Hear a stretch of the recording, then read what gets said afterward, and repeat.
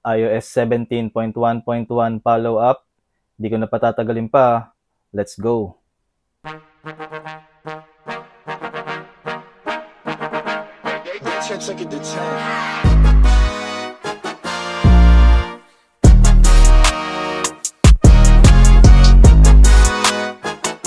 So ito yung unang-unang mga na-experience ko na bugs dito sa iOS 17.1.1.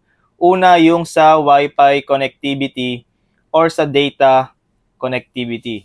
Yung sa Wi-Fi guys, ang na-experience ko is yung kapag nakakonect ako sa Wi-Fi or sa hotspot ng Android device. Ang nangyayari, nadi-disconnect siya and may lalabas na cellular data is not connected or not on. Basta ganyan yung lumalabas. Nakalimutan ko siyang i-screenshot eh.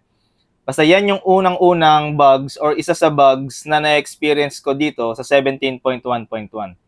Pangalawa, yung heating issue.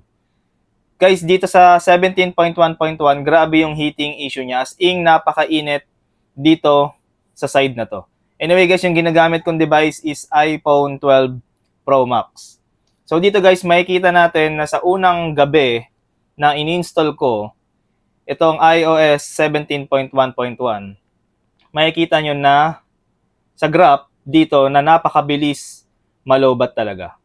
Kung i-compare nyo itong graph or battery level sa activity, makikita nyo na napakabilis mag-decrease ng battery niya. And then dito, ito pa yung isa sa na-experience ko, nung unang charge ko, is sobrang init nung device. Talagang as in mainit, kahit na naka-aircon ako dito sa kwarto. And then dito mapapansin nyo na alas 12, ayan, nasa 80% na siya. Makikita nyo, di ba? Hanggang sa umabot yung alauna, nasa 80% pa rin siya mahigit. Ayan, hindi talaga siya nagbago. Ay, actually guys, ito, 84% yan eh.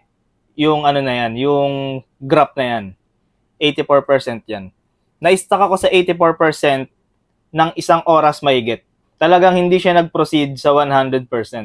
And isa pa sa napansin ko dito ay napakabagal niyang mag-charge. May time na mabagal, may time na mabilis. Pero most of the time, mabagal talaga siya mag-charge. Yan yung ibang bugs na na-experience ko dito. Anyway guys, kung napanood nyo yung unang video ko, is nire-recommend ko sa inyo na i-install nyo itong iOS 17.1.1. So bakit? Kasi nga dahil sa security.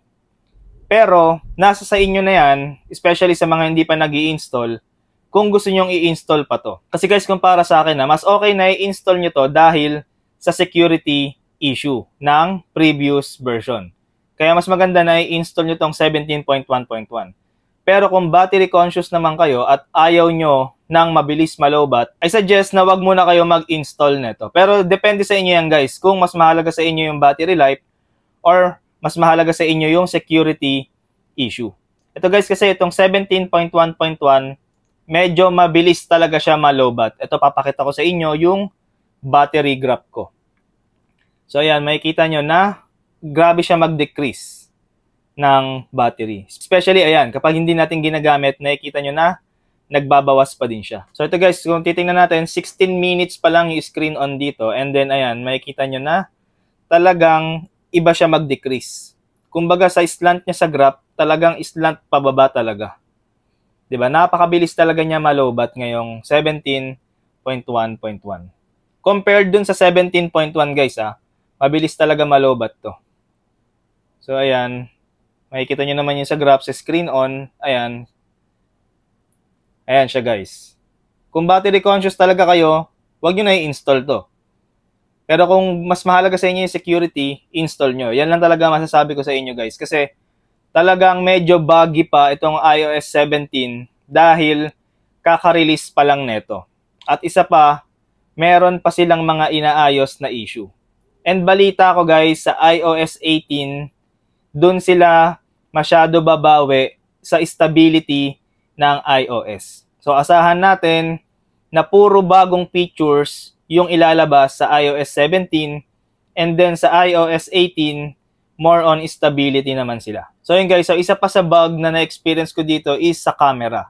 Naranasan ko rin na nag-crash yung camera neto as in nag-black screen siya, and then ayaw mag-reopen ng camera. Hinintay ko pa ng mga 1 minuto bago nag-reopen yung camera. So yun guys, sa performance, wala akong masasabing issue. Ang naging issue lang din dito is yung sa pag-install ng apps. Kasi guys, mahilig akong mag-update ng apps every time na mag-a-update ako ng iOS. So dito, ang nangyari sa akin sa na-experience ko na bug dito sa iOS 17.1.1 is yung nag-update ako ng app, and then ang nangyari is updated na siya pero naka-gray pa rin siya. Ganun yung nangyari sa akin. So ang ginawa ko, pinindot ko lang yung app and then umokay na siya. And isa pa guys, nakalimutan kong i-mention kanina na yung cellular data nito guys, medyo mahina din siya compared sa iOS 17.1.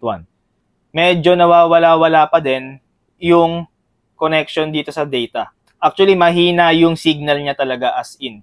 May time na kahit may bar naman, kahit 3 bar naman siya, pero ang totoo, wala kang data. Ganun ang nangyayari. And madalas talaga kapag naka-hotspot ako, especially sa Android device, nagdi-disconnect talaga siya. As in, nagdi-disconnect. Talagang mawawala. Kahit ginagamit mo yung phone, kunwari, nag-i-Spotify ka. Since gumagamit ka ng Wi-Fi or ng data, dapat hindi yun magdi-disconnect kasi nag-i-Spotify ka. Pero ang nangyayari, nadi-disconnect siya. So yan yung talagang number 1 na issue dito na talagang ayaw ko. Kasi especially kapag nagda-drive ako, gamit ko yung Spotify and then naka-hotspot ako sa Android device, and ayun, nagdi-disconnect talaga siya. Kung performance naman ang pag-uusapan natin guys, okay naman siya eh. Hindi siya masyado lag. Hindi talaga siya naglalag. Okay siya sa pagbukas ng apps. Ayan, okay siya sa lahat. So hindi mabagal magbukas ng app. So ito guys yung history natin nung nakaraan. Hindi na ako magra-run ng Geekbench kasi hindi pa naman to bagong iOS. So same result lang din yung lalabas dyan. So yun guys, hanggang dito na lang. See you on my next video.